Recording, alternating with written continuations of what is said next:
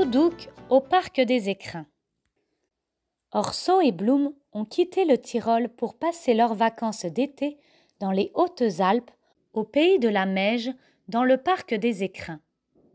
Tôt ce matin, ils accueillent leur cousin Toudouk qui arrive enfin du pôle Nord.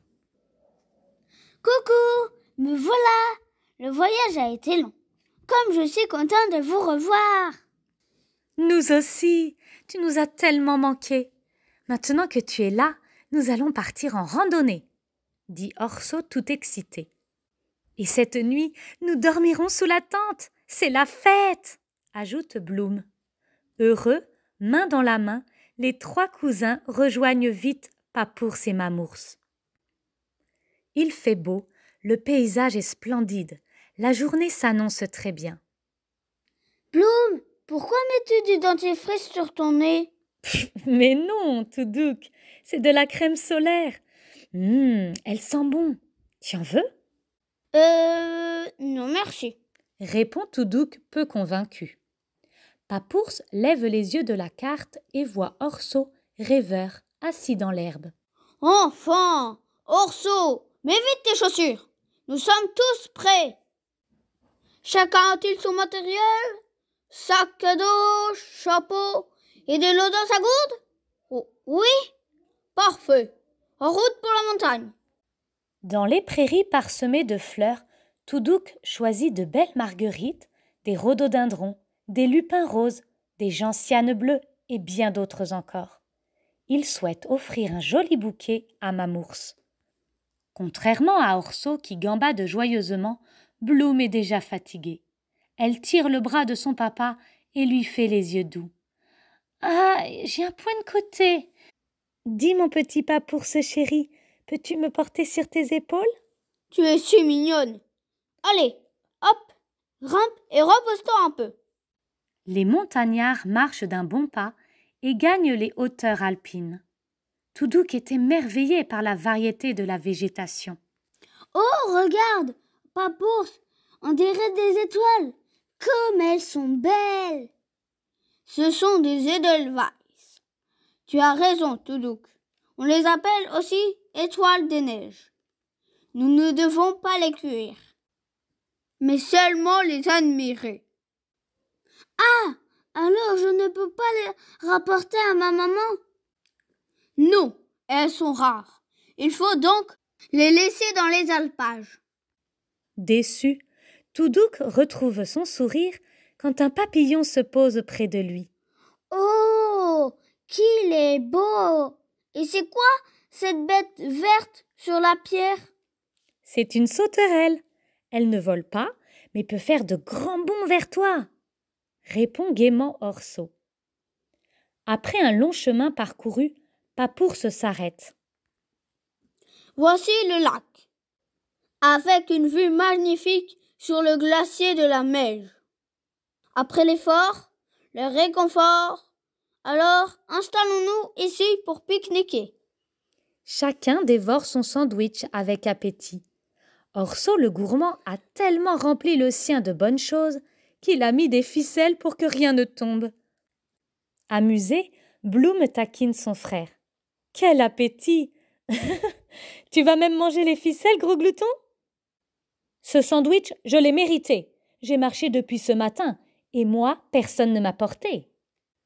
Tandis qu'Orso, vexé, s'éloigne, Bloom et Toudouk éclatent de rire.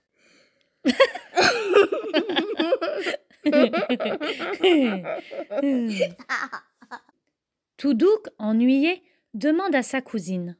« Que pouvons-nous faire pour qu'Orso ne boude plus? » Je sais, nous allons ramasser des myrtilles pour ce goulu. Suis-moi. Et si je lui faisais une farce? Je vais me barbouiller de myrtilles pour ressembler à un monstre. Génial, Toudouk! Et moi, pendant ce temps, je termine ma cueillette. Toudouk, taché de violet, repère son cousin assis tranquillement au bord de l'eau. « C'est le moment, » se dit-il, et d'un seul coup, il fonce sur Orso en hurlant de sa plus grosse voix. « Bon !»« Au secours! À l'aide !» crie Orso terrorisé. Alors, pour fuir cet abominable monstre, il plonge dans le lac et se cache sous l'eau. Orso, sors de l'eau. C'est moi, Toudouk. On t'a fait une blague. Orso remonte à la surface, tout essoufflé. « Oh là là! Tu m'as fait vraiment peur! Ne recommence plus! Jamais ça! » Dans la bonne humeur, la famille quitte le lac. La longue randonnée a fatigué la joyeuse équipe. Papours décide de camper dans un très bel endroit, près d'un torrent.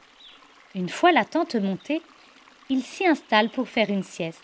« Mes oursons chéris, donnez-moi vite vos chaussettes, je vais les laver.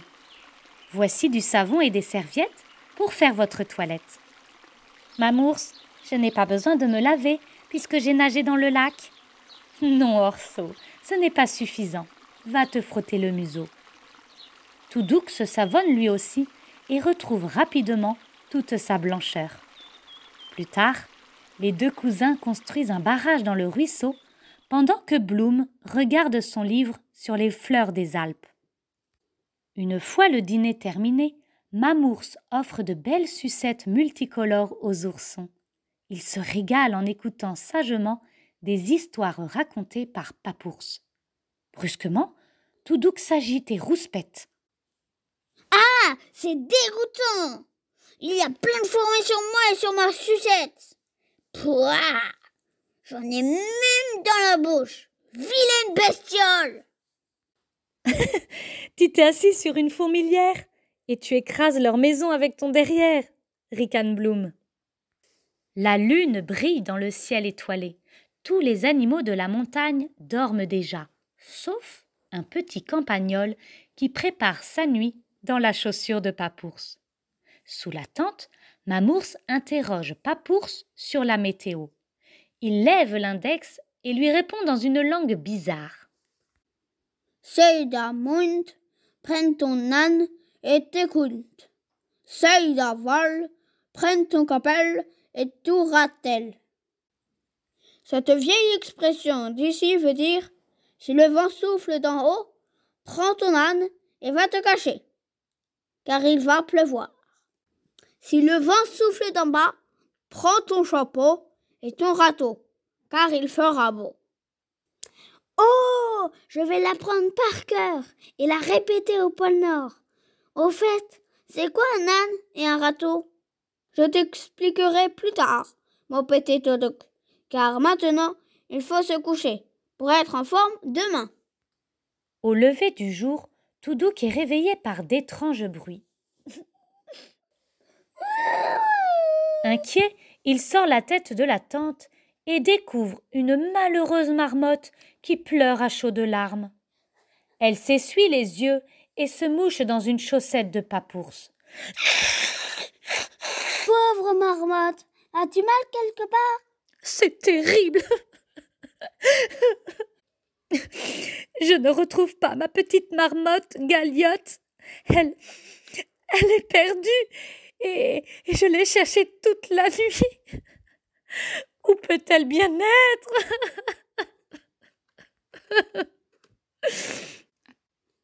Sèche tes larmes, je vais t'aider. Debout, réveillez-vous! Crie Toudouk. C'est alors que Papours ouvre grand la tente. Mais que se passe-t-il, Toudouk? Pourquoi es-tu dehors si tôt? Marmotte a perdu sa petite Galiote dans la montagne. Il faut vite partir à sa recherche. Elle est peut-être en danger, Papours. Je peux y aller? Nous aussi, on veut y aller. Ajoutent en chœur Orso et Bloom. D'accord, les enfants. Maman et moi restons ici pour nous occuper de Marmotte. Répond Papours. Mais soyez très prudents, car la montagne peut être dangereuse. Ne t'inquiète pas, nous demanderons de l'aide aux animaux que nous rencontrerons. Promet Toudouk. Les trois cousins se dépêchent de s'habiller. Ils préparent un sac à dos avec des vestes polaires et quelques provisions, puis quittent rapidement le campement. Dans les pâturages, Toudouk rencontre une belle vache rousse qui se régale d'herbes tendres. Bonjour, nous cherchons une petite marmotte peux-tu venir avec nous? Non, hélas, je dois rester avec mon petit veau. Vous voyez ce mouton là-bas? Je suis certaine qu'il vous aidera. Bonne chance! Quand Toudouk s'apprête à repartir, un chien bondit et lui mordille sa culotte. « Je m'appelle Mistral, le chien du berger.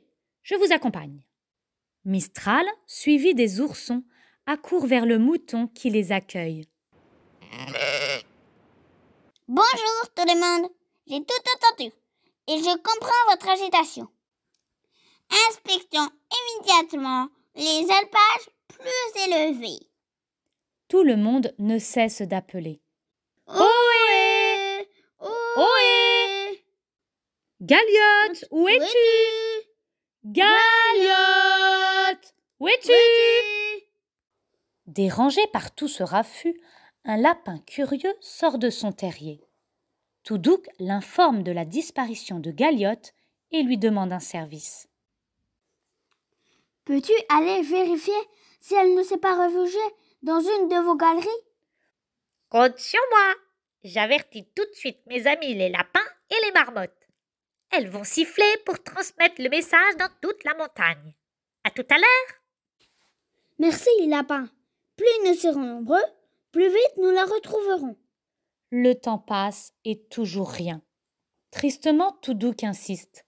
« Mouton, peux-tu nous guider encore plus haut vers ton ami le bouquetin? » ?»« Bien sûr. Il connaît parfaitement les pentes et les éboulis. Venez, mes amis. » La troupe chemine sur le sentier quand subitement le chien Mistral s'arrête et gronde méchamment. « Attention les oursons! N'avancez plus! Cette vipère peut nous mordre et nous empoisonner avec son venin. Va-t'en, sale bête! » « Inutile de crier, les vipères sont sourdes. » explique le mouton. « Il suffit de taper sur le sol et dès qu'elle sentira les vibrations, elle s'enfuira. »« J'ai peur, au secours !» s'exclame Bloom, caché derrière un rocher. « Tais-toi et tapons des pieds !» ordonne Toudouk. « Ça y est, elle s'est échappée. C'est la première fois que je vois un animal sans poils, ni pattes. Biark !» Les trois cousins ont très peur de croiser d'autres serpents. Avec son accord, ils se sont installés sur le dos du mouton qui courageusement grimpe dans les hauteurs. Tous observent le moindre recoin de la montagne et crient à tue-tête. « Ohé! Galiote! Où es-tu? Ohé! Galiote! Où es-tu? » Hélas, aucune réponse. Plus tard, sur des rochers escarpés, se dresse un superbe bouquetin. « Bonjour, abbé Bouquetin. Tu connais déjà la raison de notre visite? »« Oui, mouton. J'ai entendu siffler les marmottes, mais Galiote reste introuvable. Tu peux compter sur moi pour conduire les oursons sur les cimes. »« Merci, Bouquetin. Prends bien soin d'eux. Quant à moi, je redescends avec Mistral et le lapin pour donner des nouvelles à leurs parents. À bientôt. » Depuis un long moment, les cousins progressent en direction du sommet. Pour ne plus perdre de temps, le bouquetin décide de prendre un raccourci. « Nous allons gravir cette Via Ferrata. C'est un passage étroit et très difficile. Alors, soyez vraiment prudents. » Toudouk est en tête. Il escalade et s'accroche fortement au câble. Un conseil, Orso et Bloom, servez-vous des échelons en fer. C'est plus facile. « D'accord, mais j'ai le vertige !» lui répond sa cousine. Le bouquetin encourage Bloom en la poussant souvent avec son museau. Il surveille chaque pas des oursons, afin que personne ne tombe dans le précipice. Une fois cette dure ascension terminée, Toudouk, Bloom et Orso atteignent enfin le pic rocheux. 2 gracieux chamois viennent à leur rencontre. L'un d'eux leur dit « Enfin, vous voilà. Nous étions inquiets. Nos cimes sont trop dangereuses pour vous, car il y a des chutes et des pierres et des ravins. » « Oui, mais Galiote a peut-être été emmenée en haute altitude. » réplique Toudouk. « Ouh, Galiote, où es-tu » Et c'est-il une dernière fois. La seule réponse est le silence dans l'immensité des montagnes. Tout à coup, l'un des chamois a une idée. « Je connais un oiseau qui saura tout voir du ciel. C'est le gypaète barbu. Je sais où le trouver. Et toi, Bouquetin, merci de ramener rapidement les oursons en lieu sûr. » Dès le signal du chamois, l'immense gypaète barbu arrive. Il déploie ses grandes ailes et plane majestueusement vers lui. « Je te salue, chamois. Que puis-je faire pour toi ?» Galiote, la petite marmotte, a disparu. Et le petit ours blanc que tu vois plus bas veut à tout prix la retrouver. Grand gypaète, toi seul peux encore la secourir. Tes ailes sont puissantes et ta vue excellente. Tu es notre dernière chance, avant la nuit. J'accepte cette mission et je pars immédiatement. Je vais survoler toute la montagne. Où qu'elle soit, je vous promets de retrouver Galiote et de la ramener à sa maman. La troupe remercie l'impressionnant oiseau qui déjà tournoie dans les airs. Les oursons regagnent le campement, le cœur plein d'espoir. Après des heures de vol, le gypaète aperçoit au loin une boule marron contre un rocher. Sans bruit, il atterrit près d'elle et découvre Galiote assoupie. Rassuré, il s'approche, puis la caresse légèrement avec ses plumes pour la réveiller en douceur. Galiote ouvre un œil, mais devant cet oiseau géant, elle tremble, affolée. « N'aie pas peur, je ne suis pas un aigle, mais un gypaète. Moi, je ne mange pas les animaux. Je suis juste venue te chercher. »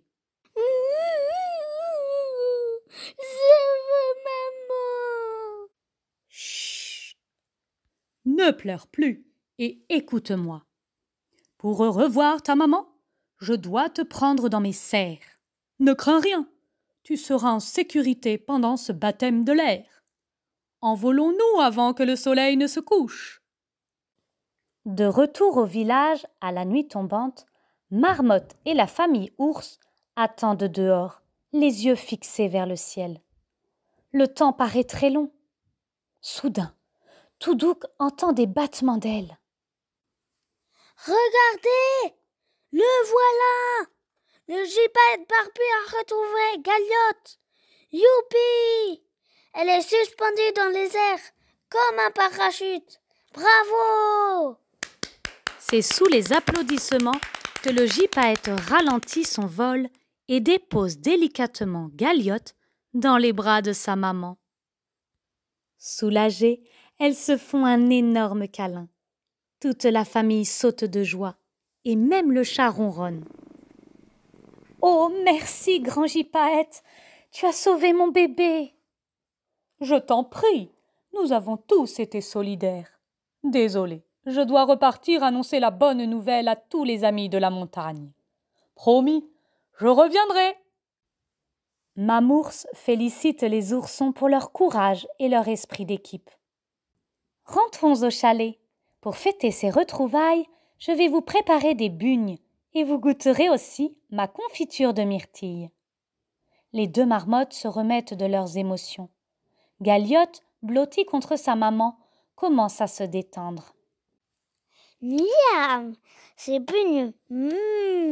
Quel délice! »« Oui, hyper bonne. Veux-tu aussi de la confiture de myrtille ?» lui propose Toudouk. « Mais au fait, raconte-nous comment tu étais perdu. » Eh bien, je faisais un bouquet pour ma maman quand j'ai suivi un papillon qui m'a guidé vers des fleurs rares et parfumées. Mais je n'ai jamais retrouvé le chemin. Terrifiée, j'ai crié de toutes mes forces et pleuré longtemps. Alors, épuisée, je me suis endormie. C'est grâce à vous trois que je suis ici.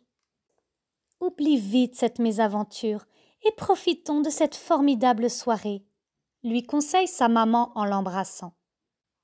Devenus les meilleurs amis du monde, ils se sont quittés bien tard. Le lendemain, allongé dans l'herbe, Toudouk écrit à ses parents. Il raconte l'histoire de Galiote et recopie la recette des bugnes. Les deux marmottes le rejoignent et déposent sur sa tête une couronne de fleurs. Toudouk, au nom de toute l'équipe, nous te nommons Petit Prince du pays de la neige. Tu es doux et blanc comme la neige et solide comme le roc. La suite des vacances sera encore plus belle, car Toudouk et ses cousins s'amuseront souvent avec leurs nouveaux amis.